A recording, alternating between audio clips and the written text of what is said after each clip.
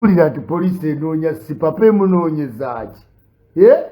Yakoze eki? Nasomye ebisitole nga sibitegeera musimanyi Omusudaani bamubbye $46 egya dola. Akola ki n'emitwalo egya dola? God sake, musooke mu investigating Omusudaani yazigyewa. In Uganda, who gets money $45 egya dola in one house? How? Sir, eyo investigation sinagitegeera. Poliisi namwe kujja nga munoonya ssente. Mu nsi ki muwali ogenze nti oli Thailand, ssente ne zikubulako Thailand, poliisi ye Thailand neekunoonya nga toli mutuuze wa Thailand etya? Genda olabe wano mutabani wa Kawunde Kenya yabba ssente n'ayingira Kenya. Zambia esabye Kenya mutabani wa Kawunda tebamuwaayo kubanga zo ssente bazeetaaga mu economy. This is how England gets rich. Essente ng'omunnayuganda azireese mu Uganda. Poliisi mubadde ki? Abramovich babadde nga bamuno. England terikuwa millionaire ng'alina ssente ne bw'omunoonya oti. Ganda asking all history. Abarussia abagagga ba billionaire. They live in England. Nenga mu Russia they live below $1. Who told you that Russia will look for a billionaire who is Russia? Nigeria. Aba Nigeria badde ku mu Nigeria ng'alina $45 egya dola. Gye yajje ku mu Cambodia. Please, mube very serious. Era nze I am team noonya Sipapa. Nze nyiza ova ku muntu alina $45 egya dola obadde oti. Nga kiki tunoonya mu nsi muno? Gwe. Bw'oba bazijja ku Munnayuganda onyiza okuba konsa. Mu Sudan ye yazijjeewa. In Uganda, who gets $46 n'oba nagyo mu nnyumba? Muntu kyoyo naye mubbi. Yes, naye mubbi. Kati naye olwokuba mubbi naye bamubbiye. Esite ssente ziri Uganda. I'm not bothered. Yes, mwino kitegeera. There is no way. England n'okwata £1,000,000 n'oyingira England. £1,000,000.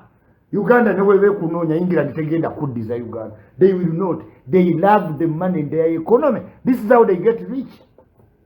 Kati gwatawe nange oli ku Munnayuganda onoonya nti yebye mu Sudan $45. Omusudaani yazijjeewo. Lwaki teyagenze naze Sudan? Ebyo sibiriiko era njagala kuwole njawolereza Sipapa. Sijja baliiwo. Yes. Abannayuganda abakolera Sudan bameka abafiiriddwa ssente mu Sudan. Mwali mugenzeeko ne munoonya mu Sudan atuusiza kona bizinesi Uganda zimanyi ezikyakalanye Sudan. Tewali muntu agenda kukuyamba. Gende Thailand olabe. Mu Thailand bamalaaya abakazi bafaanana n'abasajja. Naye mmwe bano bagidiyoni abapaalire abatundibwa bamalaaya n'ogeza ogula omulenzi naye ng'oyagala muwala mu Thailand osooka musasula n'oddayo n'okima omulala. Yes. In Thailand, webakukwata no mu Thailand, awoza ava bweru nga gwoli munda. You need to to put priority to Uganda first. Sinti njagala nnyo abantu bababbe, ba foreigners. No, I don't. Naye nga si kintu ekiri awo nti simanyi babbe mu Sudan banoonya Omunnayuganda. Obadde otya enanga naawe. Nze ate awo embeera enanga mbanoonya Sipapa. Mukuume. That is to say it is true. Kubanga sibiinaako facts. Sibitegeera. Simuze yazijjeeko njagala mwebuulize.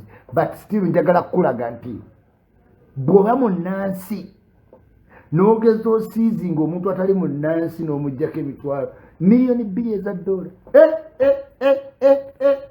Oyo munnansi yamanya kebe England. This I'm telling you. Mu England awo ne ba Abramovich abagagga ba billionaire ba Russia babeera England. Nkugambe mutabani wa Kawunda wano ali Nairobi. Omanyi lwaki tebazzayo mulambo gwa Mobutu Sese Seko mu Congo? Mobutu Sese Seko ye yazimba Casablanca city ya Morocco. Ebizimbe biri mu Casablanca bya president wa Congo gwe bayita Mobutu Sese Seko Kokobengu wa Zebanga, which means leaving no stone unturned. Kakati bwe yafa basaba Morocco ne batabani ba Mobutu bazze omulambo gwa tata waabwe with all the money zebayina bagamba muguziike Morocco nammwe mubadde ki. Casablanca is a town buildings zonna za Mobutu. Kyekyo kyenjagala okulaga ki nti sente between different nationals nga nyingi gwe nannyini nsi why are you bothered ziraze wa Sipapa, where is Sipapa going? The money is here. Okujjako nga munoonya Sipapa mumuggyeko ssente ezo. Okujjako nga yazirina. Siwagira mmenya amayumba g'abantu. Siwagira tuusa ku bulabe bw'omuntu. Naye nkulaze nti if money do enter a country in large sums nga gwazikiraini nga toli munansi genda Kongo olabe tojja zifuna. Timu Sipapa abanoonya Sipapa nga kati gwe tolina ssente kati katugeze oli wa police e Uganda onoonya between two people onoonya Sipapa nti alina $40 aga dola ogenzeeko newuwo okutteyo omusanvu oba mu poliisi ani akukolera nze mbanoonya Sipapa just mugamba weekukume wano omunsi tunoonya ki we come with nothing fight for everything get everything die leave everything and go with nothing. That's life. Kati awo nabalwana simanyi mitwala nagadola simanyi bagebe ogajje ku munoduse naye kulasti oyinza omumaliriza nga ataata abadde kwana ago yagafunya nti bakukwata n'ogalagirira kazini walo mukinya kiri nti wenazitadde olaba omusajja abadde ku bibye avamu owino simanyi ku booda omukubira omugambe sente endala twazikwese mu kiswa azituukeko nga tewali naamunoonya. We come with nothing, fight for everything, get everything, die and live everything. Ojjana nothing, n'olwanira buli kimu era n'ogenda with nothing. Kati saawa zonna olaba Sipapa ayinza okunkubira nanga Isma oba bansiba emyaka 6 naye $30 gali mu kiswa gatereke nenga tereka emyaka 6 bagikusiba eruzira ng'omuntu yatereka emitwalo gye $40 akomawo ng'oli Uganda bweru n'akomawo n'akuyisa mu bugagga yami London loving Jaja straight from X-Bridge, U-Bridge. Yes. Mwebale emirimu gyonna gye mukola. Kamiliyoni mwamulabe ne mukazi we. Family bita. Balinga abadde bateweereza message. Enna ayine mama Daniela basibya akakala. Omwana abadde amisinga lavo oyo. Yino mulaba nga wallahi aga wakitabira ka America myezi ena anti amawulire gali Uganda bannange mu NRM chapter mu contacting LINKUP kalungi ajja batirako n'ennamba endala abaagala okugenda mu chapter e UK. LINKUP kalungi kwali LINKUP chairman yani Team Sipapa and Mama Fina. Yes, nze ndi ku Team Sipapa sinza va ku muntu alina $40 ga dola ati ate munoonya inaga abadde ki tukwate mukwasi mu Sudan tumugaye Sipapa ali eno tumutuuse ku border yingira Sudan tumugaye Sipapa ali eyo ayingire Sudan tugalewo border tugabane mama sente simbuzi nti balinda budala yabagisala umaru sente azisookako yazifuna. Mama mbagala nnyo mbagalira ddala ichuli wininwaji jali ne lutalo alongside Spicy Diana gwanga muje Chameleon mutima oyagala nkunoonyenga Spicy mutima. Don't you know wazi kukuoleleza? Hey, Spicy Diana ali mu cricket oval atenga King Saha ali ku Africa na kuleteddwa keti wininwaji atuuse gulawo tiketi weekeno ali mu America yesiga omuziga anenikane akomewo nga mumulindiridde fire baby nkimanyi mugenda mulaga love kubanga okunama kintu kyammwe kati abakunami mwewaga naye mwesiige ku oyiro mu bisambi n'okunama ne bakuba ebifaananyi oyina ebipaapipapi mu mbalakaso mmwe mwayambadde obubi woba onookunama weesiige weegugule muno mwonna mu mbalakaso osobole okukunama nga kyokunama kiri ku muzuuli naye osaze muno mu bisambi sambi please mufunewe mukunama tumanyi ku olwo olunaku lwammwe mweyise ng'ensolo muteeke ebitundu by'ekyama wabweru ate mwepositinga ennyo but still tubaagalirayo era we want you to carry out your activities knowing that buli kimu kigenda muzuuli. Condeville Tours and Travels tukolera ku forex trading ate bw'otusasula $5 oyiga how to work smart not hard.